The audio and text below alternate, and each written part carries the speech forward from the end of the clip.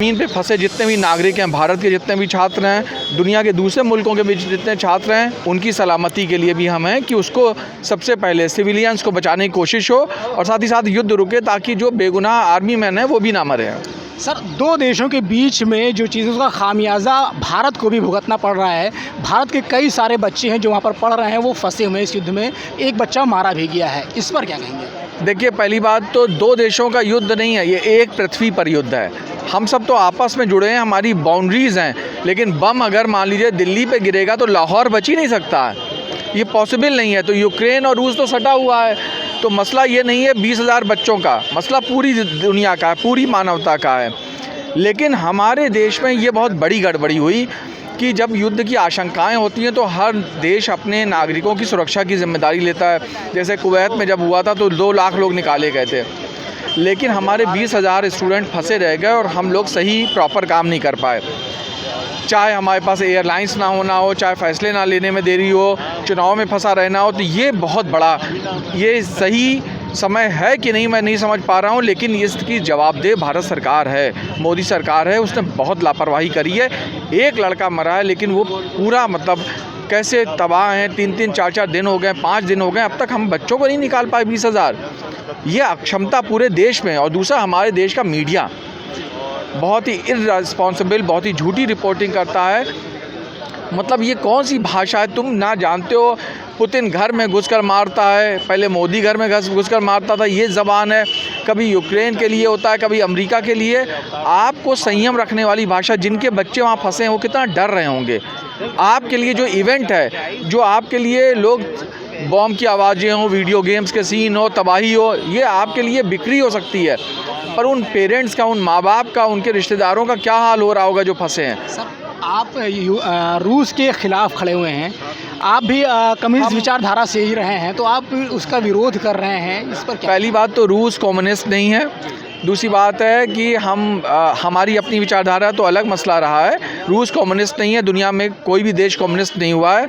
रूस काफ़ी हद तक समाजवादी रहा था, लेकिन 1991 में वो भी ख़त्म हो चुका है। पुतिन कहीं से भी साम्यवादी नहीं है। पुतिन अपने आप को एक डिक्टेटर की तरह ही उसने भी पेश किया हुआ है। ना ही यूक्रेन बिल्कुल पाक साफ़ है। तो ये वैचारिक मसला नहीं है, और होता भी तो युद्ध के फेवर में हम कभी नहीं रहे हैं। हम लोगों की वैचारिकी हमेशा शांति के पक्ष में है, अमन के पक्ष में है। तो ये जो आप लोग का धरना था, ये क्या कब तक? अच्छा, हाँ, ये रूस के खिलाफ नहीं, ये युद्ध के खिलाफ है। हाँ, ये जो आप लोग का धरना था, ये कब तक रहेगा? क्या आप लोग? नहीं, ये आज प्रोटेस्ट था। इसके बाद हम लोग सोशल मीडिया पर, ऑनलाइन और तमाम दूसरे देश शहर के लोगों से संपर्क कर रहे हैं कि सब लोग आवाज़ उठाएं, भारत सरकार पे दबाव बनाएं कि भारत सरकार किसी भी तरह उन बच्चों को वापस लाए। भारत सरकार अपने हम ख्याल देशों के साथ बात करें, एम्बेसडर्स के साथ, कि ये युद्ध रोका जाए। दुनिया को सबसे पहले युद्ध रोकना चाहिए, फिर बातचीत में जाना चाहिए। सर, हमसे बात करने के लिए बहुत बहुत शुक्रिया। हमारे साथ सूर्य मोहन कुलश्रेष्ठ जी मौजूद हैं, उनसे भी हम जानेंगे। सर, आप लोग यहाँ पर बड़ी संख्या में मौजूद हुए हैं, यूक्रेन के साथ में खड़े हुए हैं, आप लोग युद्ध रोकने की बात कर रहे हैं, क्या पूरा मामला है, क्यों? हम लोग, ये तो स्पष्ट है कि हम लोग यूक्रेन के साथ में नहीं खड़े हैं, हम लोग युद्ध के विरोध में खड़े हैं। कोई भी युद्ध होता है, रशिया ने युद्ध शुरू, इसलिए हम उसके विरोध में हैं।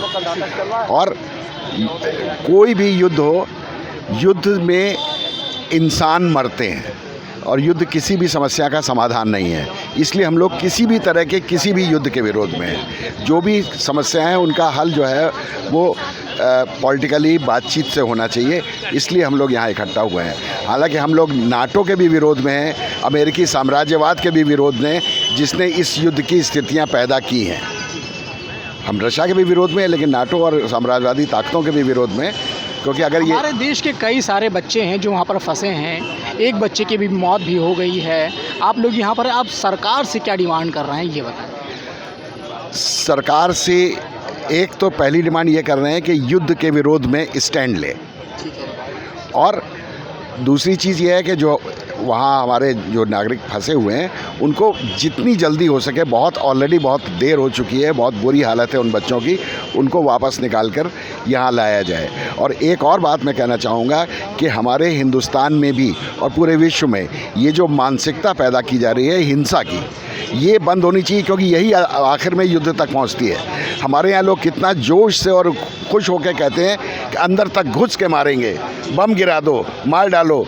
ये सारी जो बातें होती हैं, ये मानसिकता बनाई जाती है।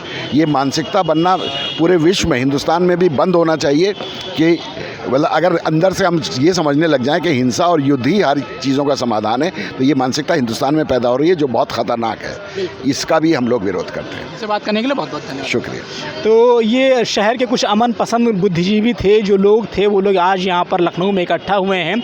वो लोग युद्ध के खिलाफ है, किसी देश के समर्थन में नहीं है, देश के विरोध में नहीं है। उनका कहना है कि युद्ध नहीं होना चाहिए, क्योंकि जो युद्ध की जो प्रवृत्ति होती है अंततः वो बहुत ही नुकसानदायक होती है। लखनऊ से स्कूप मीडिया के लिए